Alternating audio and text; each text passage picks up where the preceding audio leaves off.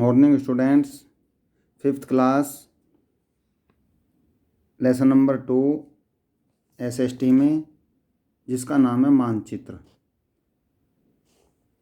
मानचित्र के बारे में आज आपको पढ़ाया जाएगा। हमारा समाज है, SST की बुक होती है बच्चों, उसमें लेसन नंबर 1 ग्लोब के बारे में कल आपको पढ़ा दिया गया था, और आज हम लेसन नंबर 2 मानचित्र के बारे में अध्ययन करने वाले हैं। सबसे पहला पॉइंट आता है मानचित्र का उपयोग और उसका महत्व। देखिए, ग्लोब और मानचित्र में क्या डिफरेंस है, ये हमें समझना ज़रूरी है बच्चों। ग्लोब जो होता है पूरी पृथ्वी का होता है। ग्लोब जो होता है वो पूरी पृथ्वी का होता है, और उस पर हर छोटे बड़े शहर को अंकित करना एक मुश्किल काम हो जाता है। पूरी पृथ्वी का है, पूरी दुनिया का ग्लोब होता है, पृथ्वी का पूरा उसके ऊपर नमूना होता है। तो उसमें छोटे छोटे शहरों को, छोटे छोटे गाँवों को, छोटे छोटे स्थानों को नहीं दर्शाया जा सकता है। किंतु ये जो मानचित्र है, हम मानचित्र अपने गांव से लेकर के अपने ज़िले का, फिर अपने स्टेट का, उसके बाद अपने देश का बना सकते हैं। स्टेट का भी मानचित्र होता है। जैसे हम उत्तर प्रदेश में रहते हैं तो उत्तर प्रदेश का मानचित्र है। उत्तर प्रदेश में हम गाज़ियाबाद को आसानी से अपने ज़िले को ढूंढ सकते हैं। गाज़ियाबाद में मंडोला गांव कहाँ पर स्थित है, हम उसको आसानी से पता लगा सकते हैं। और उस उत्तर प्रदेश से आगे अगर हमें स्टडी करनी है तो हम पूरे भारत का मानचित्र देखते हैं। बच्चों, आपकी कॉपी में भी ये दर्शाया गया है, भारत का नक्शा है। इस तरीके से ये जो है, इसको हम कहते हैं मानचित्र। हर छोटी से छोटी जानकारी इसके द्वारा हो जाती है। देश के अंदर, स्टेट के अंदर सबकी जानकारी, जैसे पर्वत, पठार, घाटी, नगर, महानगर, गांव, नदियां, सड़कें, रेल मार्ग, सभी को इससे जो है दर्शाया जा सकता है।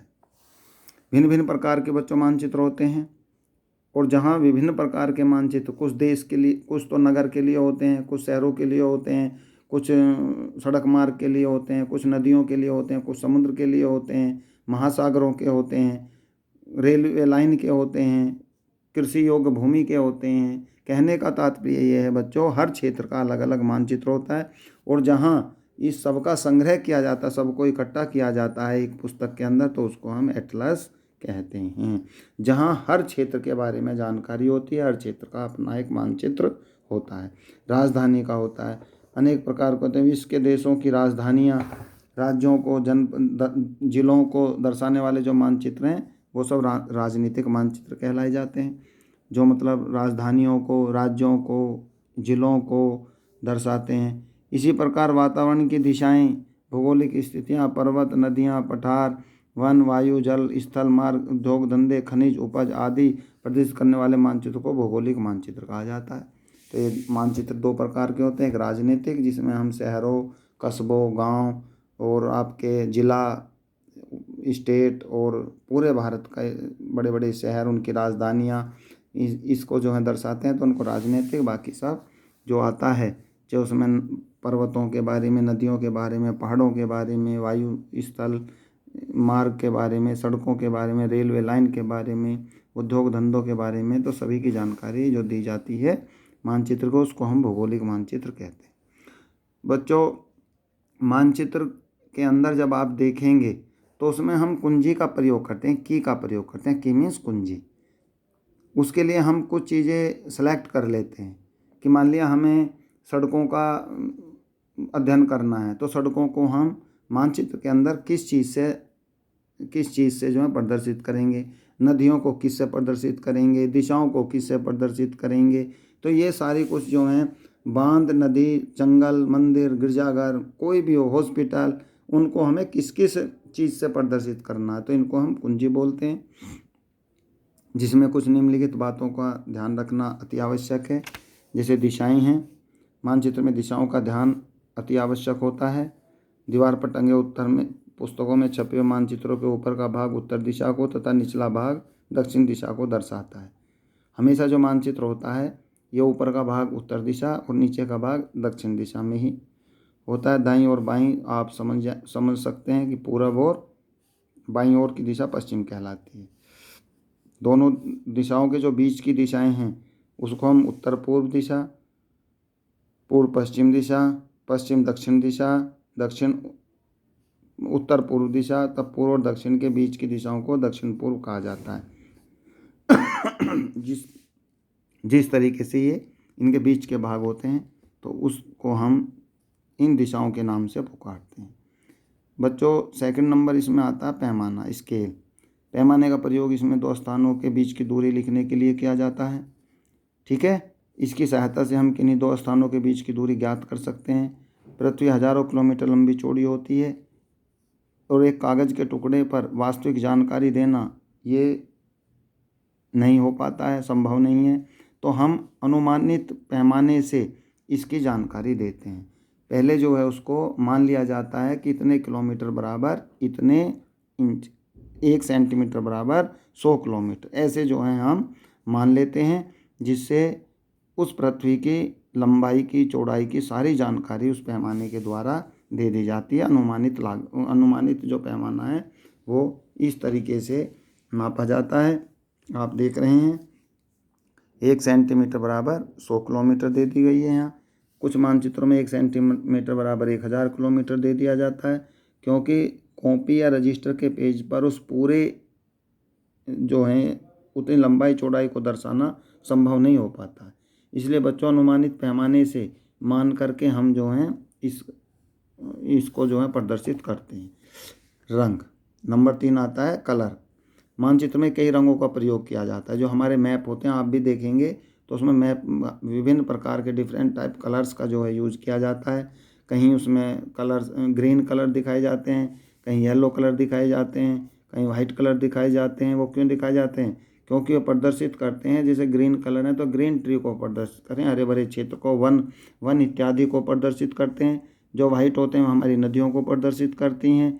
इस तरीके से हम जो हैं अलग अलग प्रकार के रंगों का प्रयोग करके उसमें जो है झीलों, सागरों, नदियों आदि को जो है जलीय भागों से नीले रंग से प्रदर्शित करते हैं। तो इस तरीके से हम उन्हें रंग प्रदर्शित करके ही उन चीज़ों को बताया जाता है। कहीं हमें जलीय भाग दिखाना है तो उसके लिए हम नीले रंग का प्रयोग करेंगे।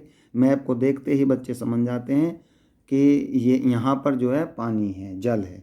ठीक है, तो इस तरीके से विभिन्न प्रकार के संकेतों का प्रयोग किया जाता है।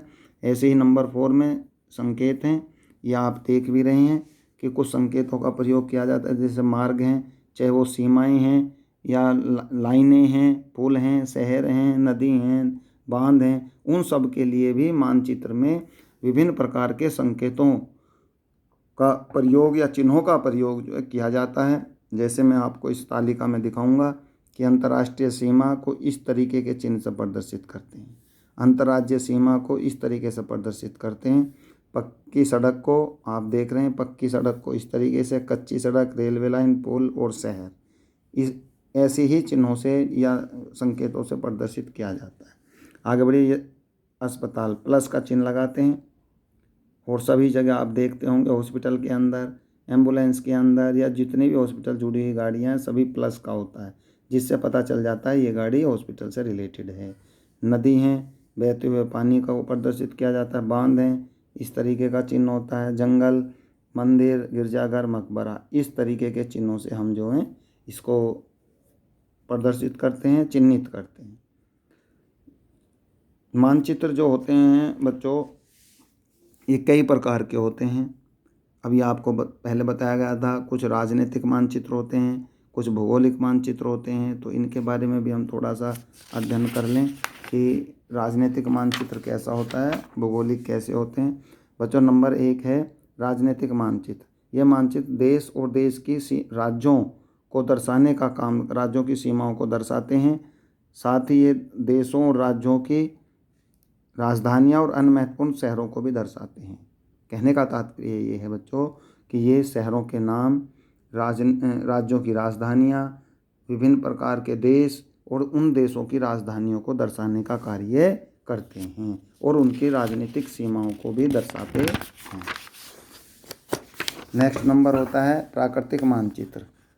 ये मानचित्र प्रकृति के विभिन्न स्वरूपों जैसे पहाड़, पठार, मैदान, नदी, घाटी आदि को प्रदर्शित करने का काम करते हैं। जो प्रकृति में पाए जाते हैं उसमें पहाड़ भी हैं, पठार भी हैं, नदियां हैं, घाटी हैं, ये सबको प्राकृतिक मानचित्र के अंदर दर्शाया जाता है, या जिस मानचित्र में ये होते हैं सभी, उसको हम प्राकृतिक मानचित्र कहते हैं। भूकर मानचित्र, ये किसी शहर और गांव की गली, खेत, भूखंड आदि को दर्शाते हैं। ये शहर के मानचित्र हैं तो इसको भूकर मानचित्र कहा गया। ये इस तरीके से आप वीडियो में देख रहे हैं किस प्रकार इन चीज़ों को दर्शाया गया है। विभिन्न प्रकार के कलर्स का यूज किया गया है, सभी जगह नाम हैं, ये सब इसमें जो है आपको बताया गया है कि कहाँ किस तरीके से जल है तो उसमें नीला कलर दिखाया गया है। विभिन्न प्रकार के रंगों का प्रयोग किया जाता है। नंबर 4 होता है स्थलकृति मानचित्र। ये मानचित्र पृथ्वी की सतह की जानकारी देते हैं कि कहाँ पर स्थल है, कहाँ पर पर्वत है, कहाँ पर पहाड़ है, कहाँ पर पठार है, कहाँ पर प्राकृतिक स्थल है और कहाँ पर जल है। ये सभी जानकारी स्थलकृति मानचित्र के अंदर दी जाती है और इसमें पर्वत, पहाड़, पठार और प्राकृतिक स्वरूप की जानकारी इस प्रकार के मानचित्रों से मिलती है। नंबर 5 है विषयक मानचित्र। ये मानचित्र किस चुने हुए विषय को ही दर्शाते हैं। बच्चों, ये इस प्रकार के मानचित्र होते हैं कि जो सिलेक्टेड होते हैं, जहां हम जिसको दर्शाना चाहते हैं ये उनको ही दर्शाने का कार्य करते हैं। जैसे मौसम है, जनसंख्या है, सड़क है, वनस्पति है, वनस्पति इत्यादि। तो ये मानचित्र विषयक मानचित्र होते हैं, जो जिनको इस प्रकार के जो मानचित्र होते हैं उनमें चुने हुए विषय को ही दर्शाया जाता है। जैसे जनसंख्या है, सड़क है, वनस्पति है, इस तरीके के इनको जो है दर्शाया जाता है। बच्चों, ये लेसन कंप्लीट हो चुका है। इसमें याद रखने योग्य महत्वपूर्ण जो बातें हैं वो यही हैं कि भिन्न भिन्न प्रकार के मानचित्रों की एक संग्रह पुस्तिका भी होती है जिसमें अलग अलग प्रकार के मानचित्र होते हैं। वो आपके राजनीतिक मानचित्र भी हो सकते हैं बच्चों, वो आपके प्राकृतिक मानचित्र हो सकते हैं, भूकर हो सकते हैं, स्थलकृति मानचित्र हो सकते हैं, भौगोलिक हो सकते हैं, विषयक मानचित्र हो सकते हैं। और जिस पुस्तक में ये सभी प्रकार के मानचित्र मिलते हैं उनको हम एटलस कहते हैं। ठीक है। लास्ट में जो है मानचित्र में ऊपर का भाग उत्तर दिशा होता है और नीचे का भाग दक्षिण होता है। पूर्व में पूर्व दिशा होती है, पश्चिम में पश्चिम दिशा होती है। तो उत्तर और दक्षिण से ही आप इसको जो है दर्शाएंगे कि ऊपर का भाग हमेशा उत्तर दिशा, नीचे का भाग हमेशा दक्षिण दिशा।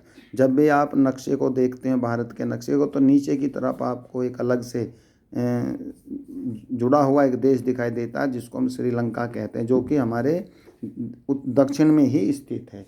तो ये उत्तर से लेकर के दक्षिण ही दर्शाया जाता है। इस प्रकार से ये लेसन आपका कंप्लीट हो चुका है और जिसका नाम है मानचित्र। लेसन नंबर 1 जो आपका कराया गया था वो ग्लोब था, पृथ्वी के ग्लोब के बारे में बताया गया था। ये अब बच्चों मानचित्र के बारे में बताया गया है कि मानचित्र क्या होते हैं, कितने प्रकार के होते हैं, इनका क्या महत्व है, पढ़ने के लिए कैसे उपयोगी हैं। क्योंकि हम अलग अलग ना घूम करके पूरी पृथ्वी पर एक ही स्थान पर बैठ करके मानचित्र की सहायता से पूरे देश का, पूरे संसार का अध्ययन कर सकते हैं, इसलिए हमें मानचित्र की आवश्यकता होती है। ये लेसन बच्चों कंप्लीट हो चुका है। नेक्स्ट वीडियो में इसकी exercise, question answer, filling the blanks जो भी होंगे वो आपको पहुंचाई जाएंगी।